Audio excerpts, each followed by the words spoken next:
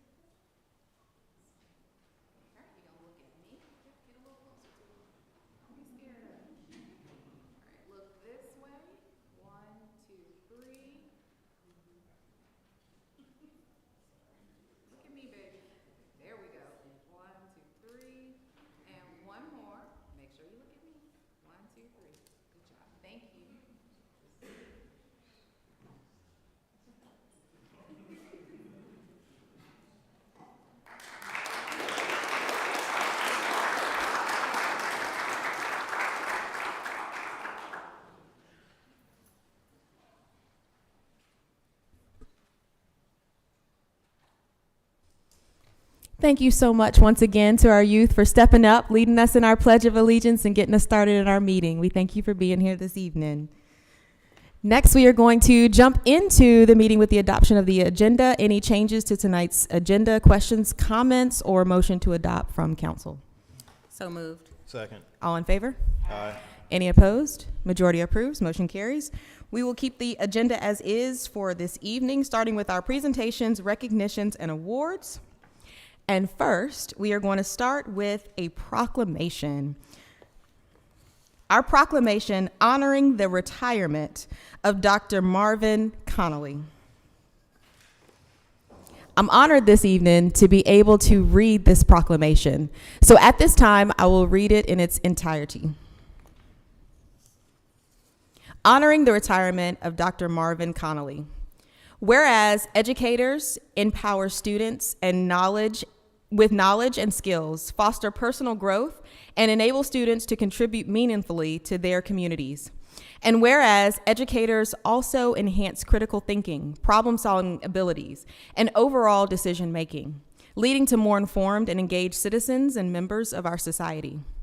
Whereas Dr. Marvin Connolly was the first principal of Knightdale High School, serving for 2 years after the school's opening in 2004. And whereas a lifelong educator, Dr. Connolly officially retired on July 1st, 2025, from his role as Cumberland County School Superintendent. Whereas Dr. Connolly received many accolades over his career, including recognition as 2024 North Carolina Superintendent of the Year, Order of the Longleaf Pine from the Governor of North Carolina, and was presented the key to the city of Fayetteville. And whereas the lifelong work of educators such as Dr. Connolly facilitates and promotes economic growth, reduces inequalities, and fosters a more inclusive and peaceful society. So now, therefore, I, Jessica Day, the mayor of the town of Knightdale, North Carolina, do hereby express sincere appreciation to Dr. Marvin Connolly for his dedication, his service to the education system in North Carolina, offer congratulations on his retirement, and extend the best wishes for his new and exciting chapter ahead. Join me in congratulating Dr. Connolly.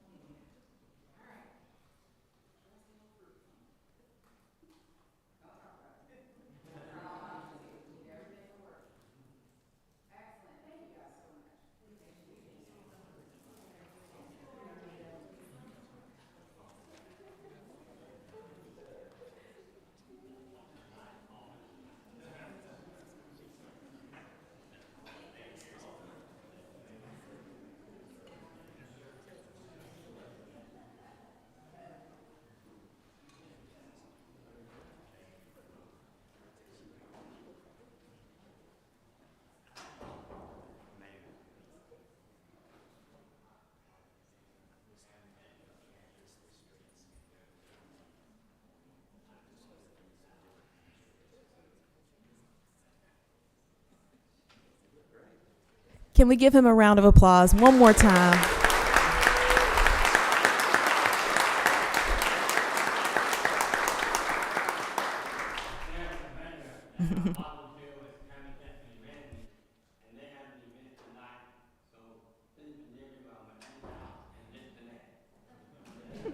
Thank you.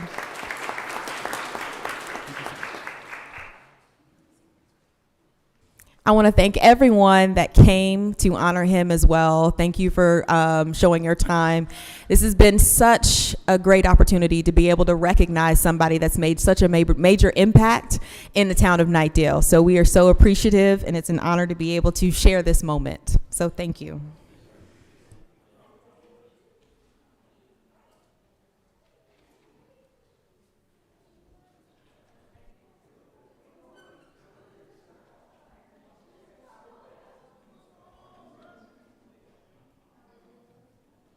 It's beautiful to see. Next is recognition of advisory boards. The town of Knightdale is fortunate to have wonderfully engaged citizens who volunteer their time to serve on advisory boards in support of this community. Tonight, we want to recognize the accomplishments of these advisory boards and thank the members for their commitment. The Board of Adjustment is a decision-making body that reviews requests for relief from the town's regulations and considers appeals for decisions made by the town staff. This year, the Board of Adjustments met several times to act on 2 variance petitions and 1 appeal. To stay sharp for these late-night meetings and difficult decisions, the board participated in a training seminar provided by the UNC School of Government that focused on applicable procedures and specific considerations related to variances and appeals. The Board of Adjustment is comprised of 7 members: Chair Tiffany Myers, Vice Chair Chris Parker, Rita Blackman, Archie Hart, Chris Faw, Whitney Manzo, and Tom Kerrigan. Will the members of the Board of Adjustments please stand to be recognized?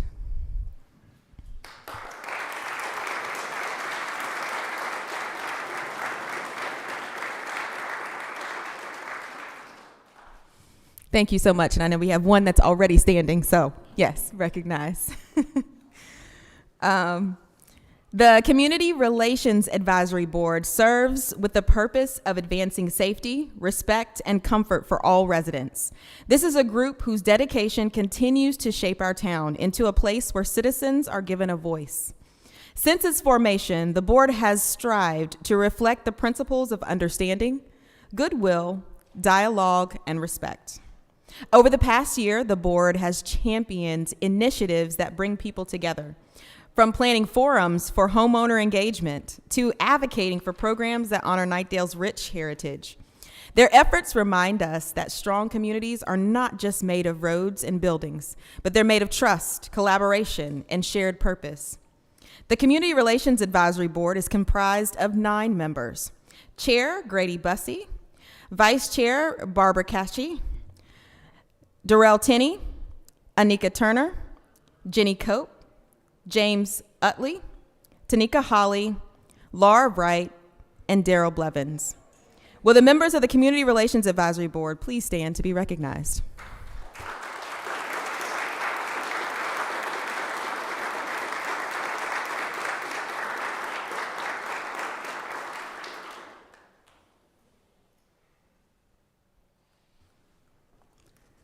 The Land Use Review Board serves as the town's planning board per North Carolina General Statute.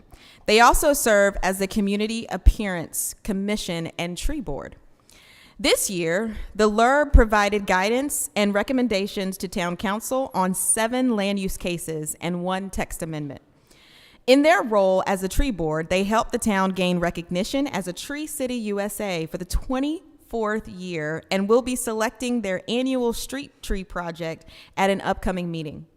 They also helped award multiple organizations and businesses across the town in their role as the Community Appearance Commission. The Land Use Review Board is comprised of 7 members: Chair Tabitha Hagan, Vice Chair Taylor Norton, Alan Smith, Lori Dickens, Anthony Simmons, Nicole McIntyre, and Whitney Manzo. Will the members of the Land Use Review Board please stand to be recognized?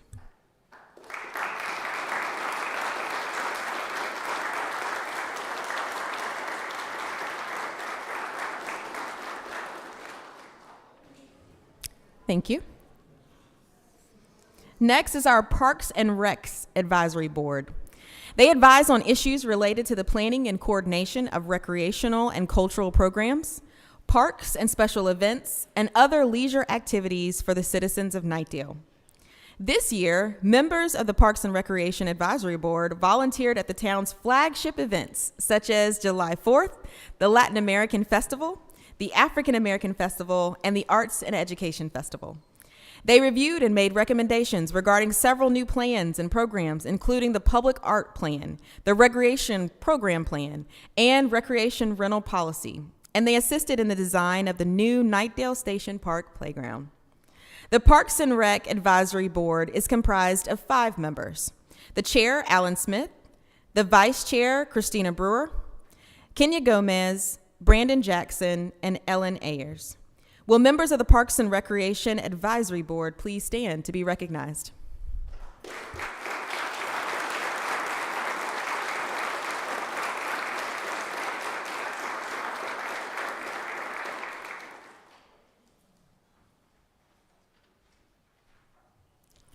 The Veterans Memorial Advisory Board reviews and recommends candidates for inscription on the Knightdale Veterans Memorial and advises the town on opportunities to recognize the local veteran community. In addition to carefully reviewing applications for the Veterans Memorial, board members also contribute to the success of this year's Memorial Day ceremony, Veterans Day Tribute, and Operation Greenlight. The board assisted with the design of a new marker at the Veterans Memorial and has been instrumental in the creation of the new Hometown Hero Military Banner Program. Look out for that soon. They're actively reviewing applications and will make a recommendation to council in the coming months. The Veterans Memorial Advisory Board is comprised of 7 members: Chair Pete Mangum, Vice Chair Alexander Johnson, Tom Dunn, Doug Boyd, Allison Fernstrom Zertoma, Tammy Richardson, and David Foster. Will members of the Veterans Memorial Advisory Board please stand to be recognized?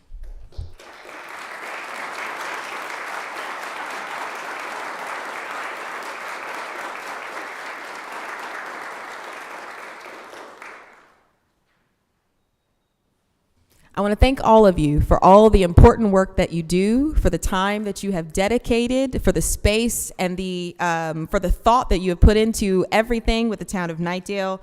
We are so grateful for each and every one of you and everything that you have been able to contribute.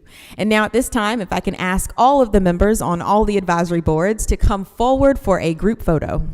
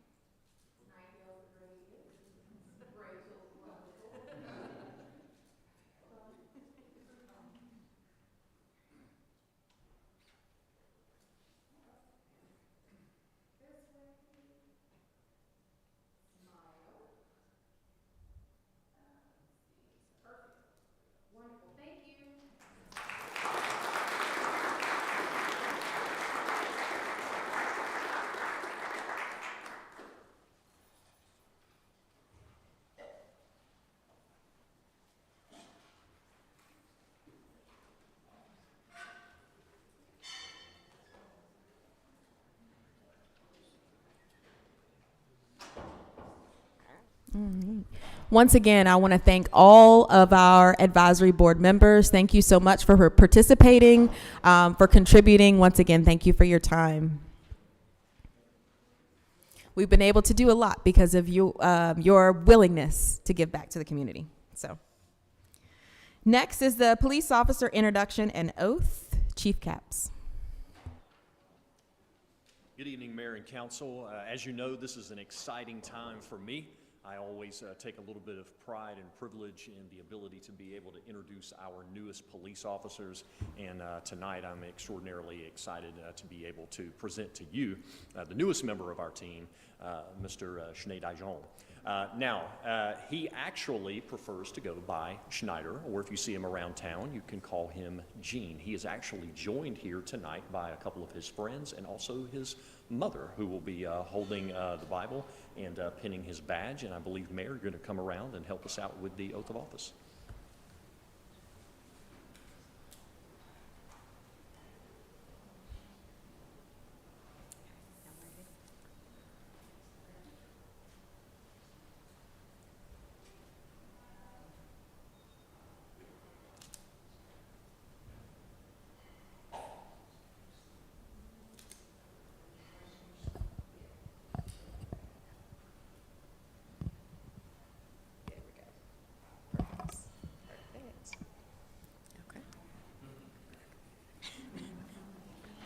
Okay. No, I appreciate it. All right, repeat after me.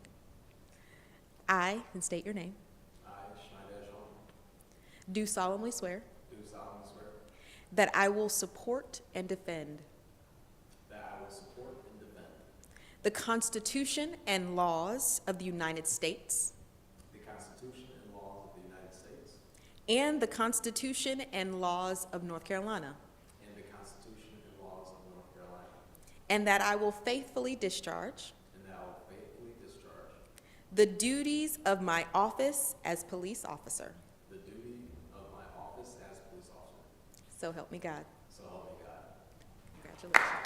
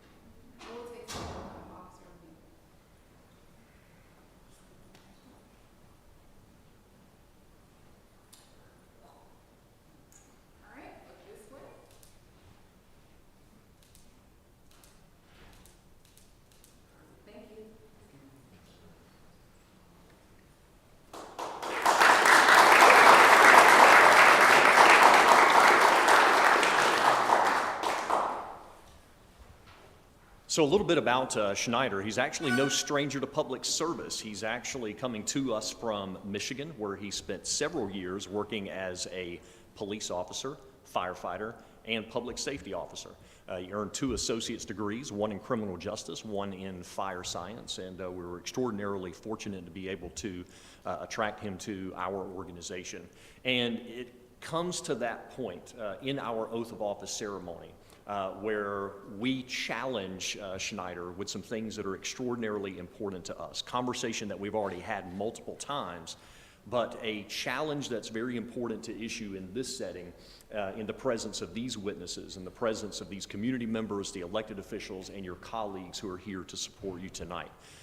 Our organization rests on 5 core expectations, something that we fondly refer to as the 5 rules. And these rules are about making sure that our culture, the strength of our organization, is the best that it can be. And now that you're a part of that, you have a duty and an obligation to hold yourself and those around you accountable to those 5 rules. And here's where they are. Rule number 1, the mission always comes first. And our mission is about serving other people. Nothing is more important than the mission. Rule number 2, always maintain an oath to our core values. Our core values are the tenets upon which our character, our identity, our culture rest. And so those core values are things that you need to be allegiant to all the time. Rule number 3, tell 100% of the truth 100% of the time. Honesty really is the best policy. The truth isn't always popular. Sometimes the truth even comes with consequences, but the truth is important. Rule number 4, remember this oath. You didn't swear an oath to a monarch. You didn't swear an oath to an individual. You swore an oath to a set of ideals that are important to the fabric of our constitutional republic. So always live out that oath, never betray it. And rule number 5 is simply this: I don't expect anybody to be perfect. We're not perfect, but we do expect everyone to give their best effort in everything that they do. So no matter what happens, no matter what you encounter, give everything your best effort. And Schneider, I'll tell you what I've told many other people and what's proven to be true over the years. If you do these 5 things, everything else has a way of taking care of itself. We're so proud to have you on our team. We're excited for you. We're expecting great things, and I know you won't let us down. Thank you very much.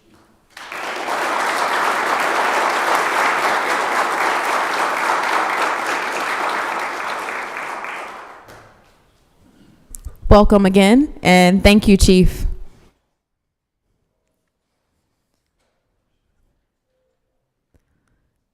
Next is our public comment period.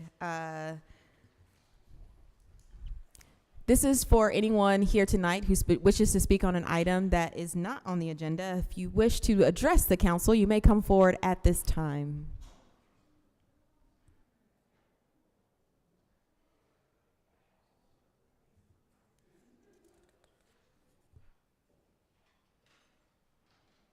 If not, then I'll move to citizens' inquiries. Any citizens' inquiries from council? I did get a few while we were out campaigning at the polls. So I'll just briefly mention these 3 and then I'll forward them to the right people. One person mentioned streetlights were removed at Smithfield and Main.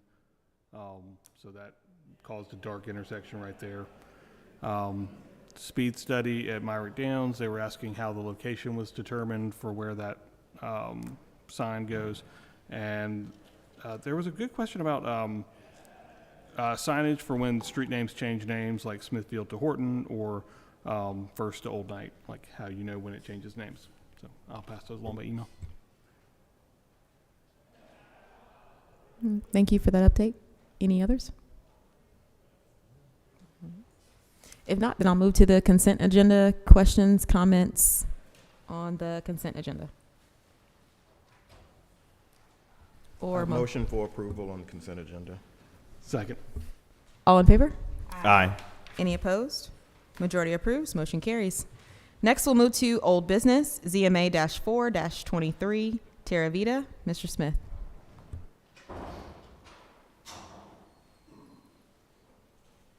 Thank you, Mayor Day. Good evening, council. It's always great listening to Chief Cap speak, isn't it?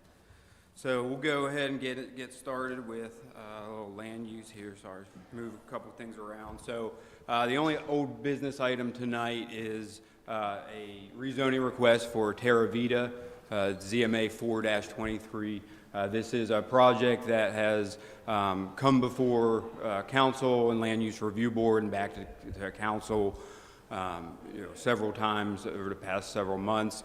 So throughout this presentation, I want to be brief but thorough.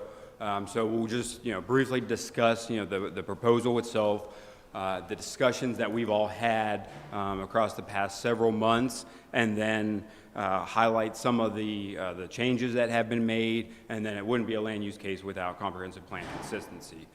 So as a reminder, this is a rezoning request from the Rural Transition Zoning District to the GR8 Plan Unit Development Zoning District. Project is Terra Vita. The request is for 234 residential units on about 61 acres of land. If at any time you need a refresher on the specifics of what's being laid out, please feel free to stop me. But since there's been some time in between our meetings and discussions about this project, just want to remind what occurred back in March of this year at the joint public hearing. There was a lot of discussion about drainage and runoff and what happens whenever it rains. There's discussion about different environmental impacts and what development means to the environment. Discussion about the stormwater design, traffic volumes, congestion, discussions about roadway ownership and maintenance of adjacent roadways, tree preservation, and then, of course, comprehensive plan and the guiding principles. Following that, the applicant spent a little bit of time considering those comments received, made some revisions to the plan, and went back before Land Use Review Board in August of this year. Again, we went over the proposed changes that were resolved at joint public hearing, went over comprehensive plan consistency, really dove into different housing types and varieties where those are located, again, tied to how the proposal has changed throughout the months, and then also talked about open spaces and vehicular and pedestrian infrastructure. After that, we met with town council in this room in September to have another meeting to discuss the future of this project. A lot of that discussion was about the existing conditions of the adjacent roadways, namely Quiet Oaks Road to the west of the project, and then Bobbitt and Cotton Drive to the east. There was little discussion about there was discussion also after that about Prock Ridge Road, so we'll be discussing that. But just to kind of get into the major changes and notable changes that have occurred since September, not a lot has changed with the actual design of the neighborhood. It really comes in the zoning conditions. So I'm just going to highlight and summarize what these changes and proposals are. Would like to note that the applicant and the developer are here tonight in case there is a need for a little bit of dialogue, but my intent is to provide a summary. So just jumping into it, Quiet Oaks Road, there are some zoning conditions that have been offered by the applicant that there are 4 options and that vary in different levels of required roadway improvements. So right now, the Quiet Oaks Road it's a soil road, gravel road, and what is being proposed with this zoning condition is option 1, the first option that the developer would pursue would be to bring the entire length of Quiet Oaks Road up to NCDOT residential road standards. So they've provided this exhibit that really shows what that would look like and the expanse of what that option would require.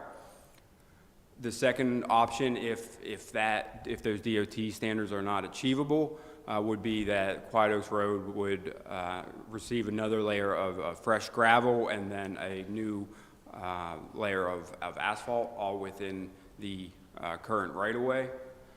Again, the applicant has provided, generally what that would look like here. The third option, if the second option isn't viable, would be that they would just resurface it with gravel. And then finally, if none of those options were fruitful, then the final option would be that the developer would pay a fee in lieu for the full cost of option 1, which is the NCDOT roadway standards. With all these, whatever the selected option is, as we work through that, those improvements will be due whenever the new development, Terra Vita, connects to Quiet Oaks Road. So that would be in phase 6. So it's not saying that the road will be improved, day one. It's more of the improvement will come whenever the impacts from the new neighborhood come. With these conditions, there are a list of possible constraints or obstacles or barriers that the applicant has identified that could be an issue. So there are preset items to investigate if the developer comes to us and says, hey, option 1 doesn't work, we want to move to option 2. So there are some safeguards in there to start to it's not a thing of, oh, we tried to go with option 1, we're just gonna skip to option 4. So there's some language in there, and then there's also some information about providing some signage to make sure that there's not any unnecessary use of the road or what have you.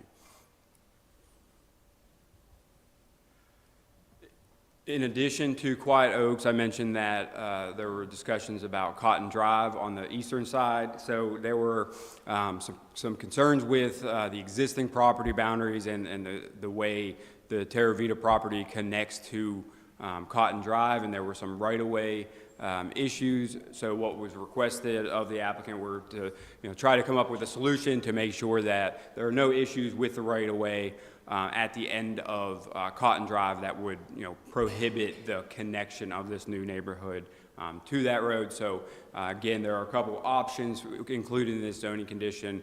The option 1 would be to acquire the actual right-of-way necessary to make these improvements, and then lay down new gravel and a new layer of asphalt and make that connection. If that is not a viable option, then the option 2 would be to pay a fee in lieu for those improvements, so that at some point in the future that those funds are available to make the connection.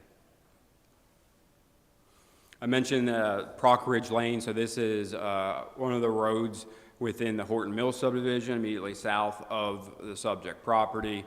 There were concerns of residents that there's going to be increased amounts of vehicles coming from this new development.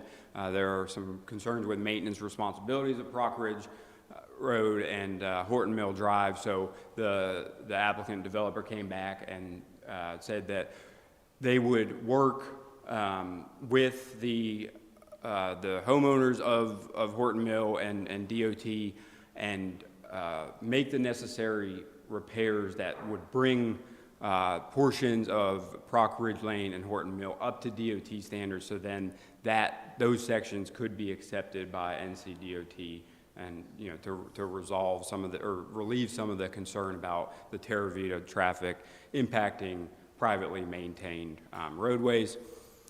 Similar to the Quiet Oaks, this would be a requirement, and they would become due whenever the actual Terra Vita connection is made to Prock Ridge Lane, so that would be in phase 10 of the proposal.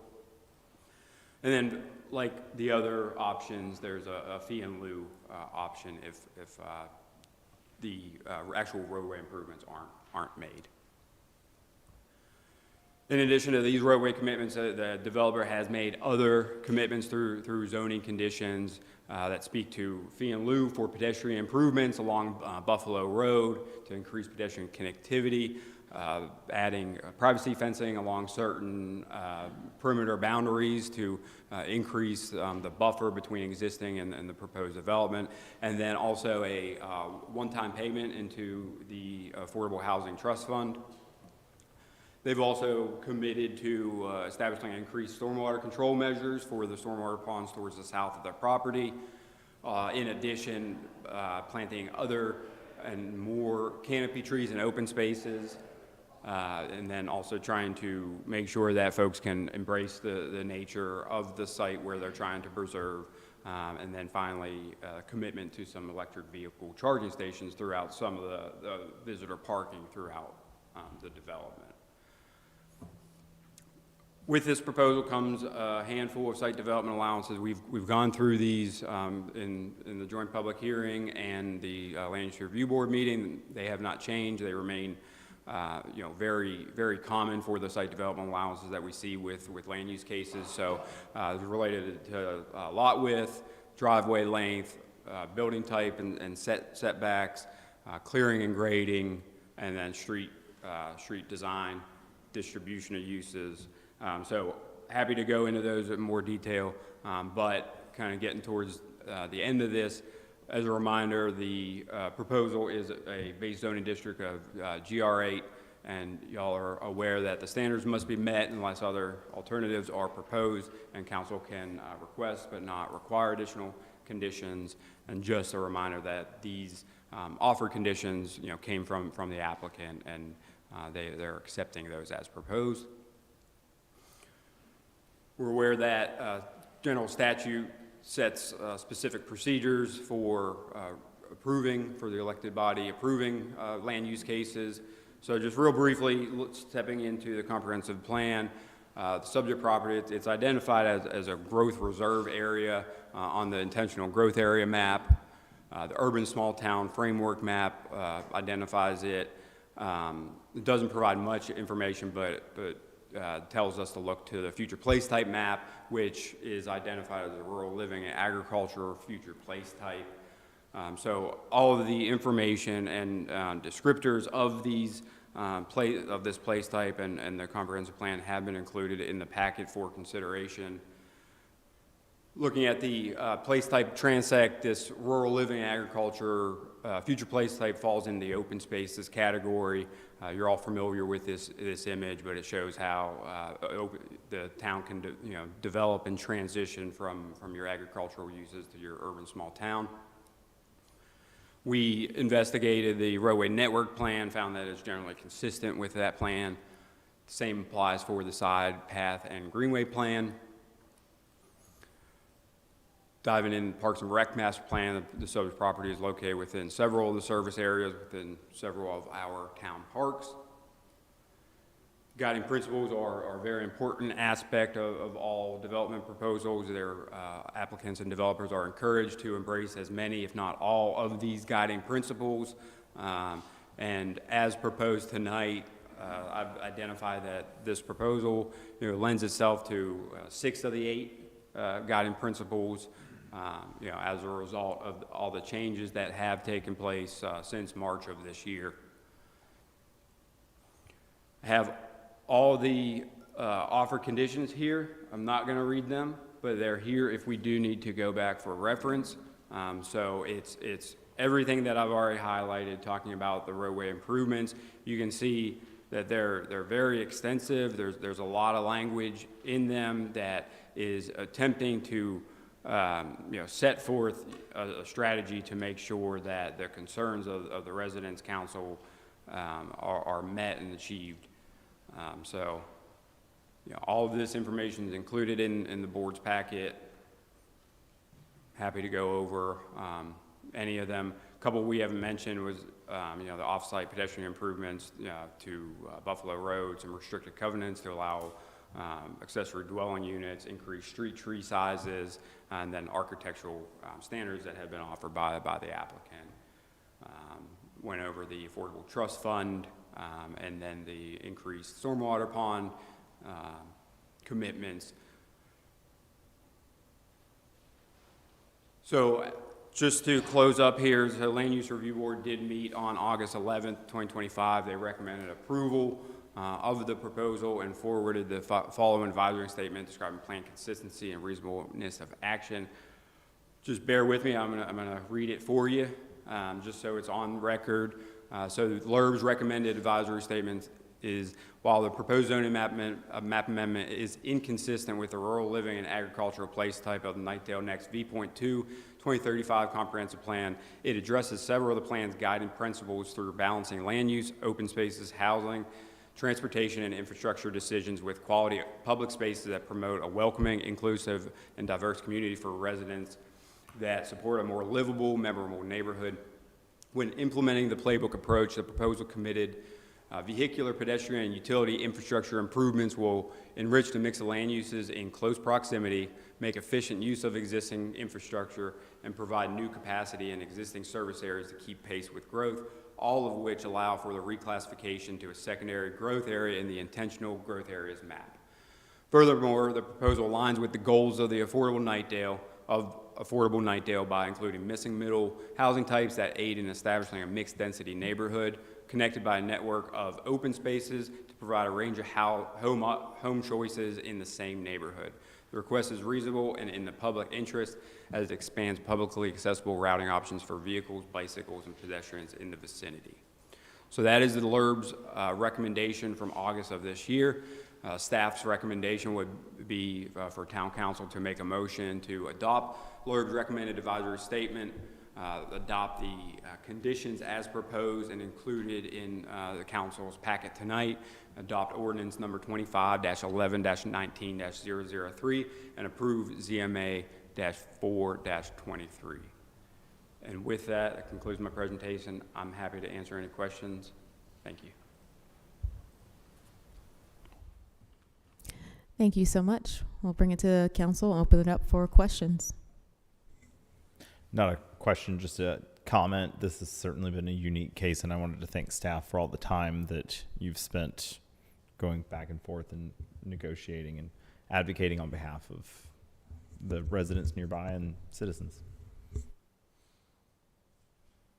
So, question, Gideon, can you go back to the slide where it had the options, particularly as it related to Quiet Oaks? Okay, there. So I know there are various trigger points for those options to be engaged upon, but and I had conversations I read through, is there any place that you all have where it's memorialized as to who maintains the maintenance of Quiet Oaks if it were to say just get to option 3? Per my understanding, it would be the HOA, but I haven't seen it memorialized anywhere. Yeah, so I've not seen that the HOA would be the responsible party. Starting at the top with option 1, you know, if it were built to NCDOT road, it'd be likely that NCDOT would be the maintainer and the owner of that. There was also, you know, maybe there's an option that the road, that it be built to a town standard. So if it gets to that, maybe then the town would assume responsibility. But there isn't anything that is formally offered at this time that would say, okay, the future Terra Vita HOA is responsible for X, Y, and Z on Quiet Oaks Road. So if it were to get to, say, option 3, then we could have a case where that maintenance falls on, or the disrepair falls on residents or someone else until it gets actually incorporated into the language, correct? Yeah. I think I would like to defer to the applicant, but it's my understanding that they would be willing to commit to writing in some language that would be the HOA's responsibility if it gets to that point.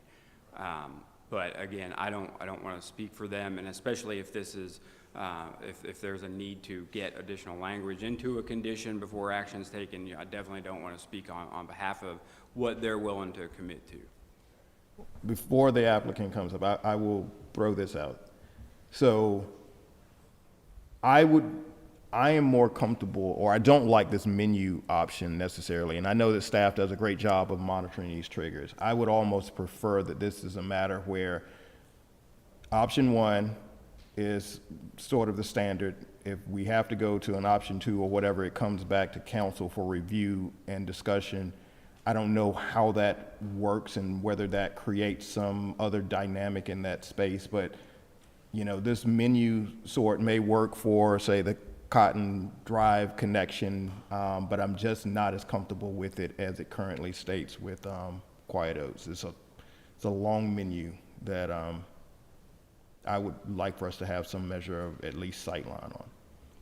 Yeah, and you know, the intent was, you know, to show that the applicant is committed to making some level of improvement, you know, understanding that, you know, additional engineering and additional discovery will occur, you know, after a decision is made.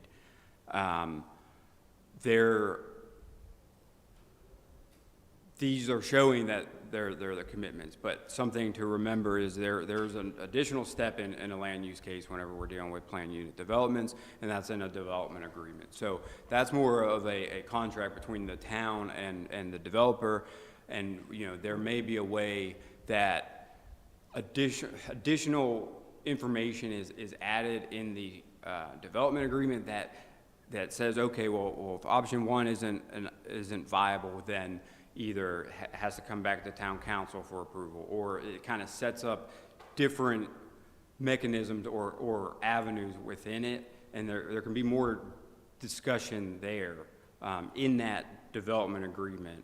But knowing that, you know, we still have zoning conditions that are committing that, you know, the applicant is aware that in order to have a viable project, they have to make improvements to quite, you know, these adjacent roadways. So, you know, I will leave it up to you, and if we need to revise conditions, you know, we can. I'm just saying that there's still another step in the process that, you know, could, you know, give us some opportunity to discuss further and figure out when the proposal has to come back. Can I interrupt? Just would you anticipate that by the time we got to a development agreement that we would have that additional engineering information? Are we far enough along in the process that we would have more information to, you know, look at option one versus? Yeah, so say we get, you know, to that point, our typical process is before the development agreement is presented to town council, there's a couple rounds of construction drawings reviewed. So construction drawings are more detailed than the master plans we required. So I do think that there will be additional information found, additional real constraints, you know, rather than these generalized constraints that, you know, may occur or may be present. I think that there will be, you know, more details determined prior to a development agreement coming forward before council. I'll give the applicant some credit, which we've come a long way. They've made reasonable efforts, I think, and so I'm at least liking what how it's tracking. All right, but I would like to get, like I said, some clarification around that maintenance of why others in terms of wherever it falls, if it's not DOT standard. Okay. And would you like to speak with the applicant? Okay. Thank you. Good evening. Michael Birch, Longleaf Law Partners here on behalf of the applicant. So you're right, it doesn't say it in there. I think what I was operating on is because the developer in the future, the HOA owns the property and is the one making the improvements and kind of owning the improvements, that they would be responsible for the ongoing maintenance. But for clarity, have it expressed in the language that if those improvements are not accepted for maintenance by NCDOT, then it will be a maintenance obligation of the HOA going forward until such time as it's accepted by NCDOT or the town in that time. So just want to make that clear on the record, and we can certainly have the language reflect that as well. Hopefully we never get to that point, and hopefully option one is where it ends. That would be best for everybody, yes, sir.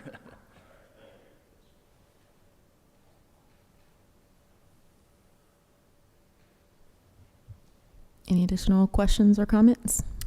Just one question for staff. The improvements down in Horton Mill, do we anticipate that also being turned over to NCDOT, or are there additional steps that would be needed there? So it's likely that it would go to NCDOT. So the way that Horton Mill subdivision, the roads were platted as public roads that would be DOT roads. At some point, the roads were never turned over to DOT, so they're still public right-of-ways. But before a road's turned over to DOT, there's a punch list and there's maintenance responsibilities that the homeowners or developer would be required to do. Unfortunately, the developer is not in the picture. It's an older subdivision, so what's being offered is, you know, we have a punch list from DOT from 2020, And, you know, one of this condition is, you know, make those, you know, address that punch list to help those homeowners in there, you know, make the next step to get publicly maintained and owned roadways.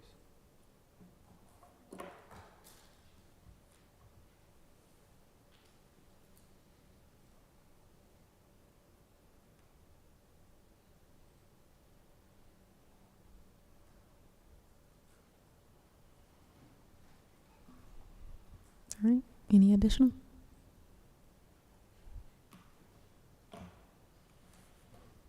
Is anyone ready to make a motion?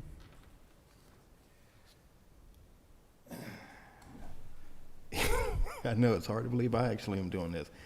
I will make a motion to adopt the LURB recommended advisory statement regarding the comprehensive plan consistency, adopt conditions as proposed, and adopt the ordinance 2511-19003 and approve ZMA 4-23.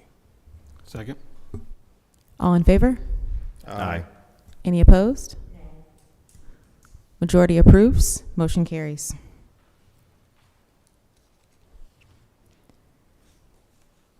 Next, we will move to our advisory board and committee reports. I know we heard quite a bit about our advisory boards this evening and seeing our advisory board members, but from our council, are there any other reports that we would like to share?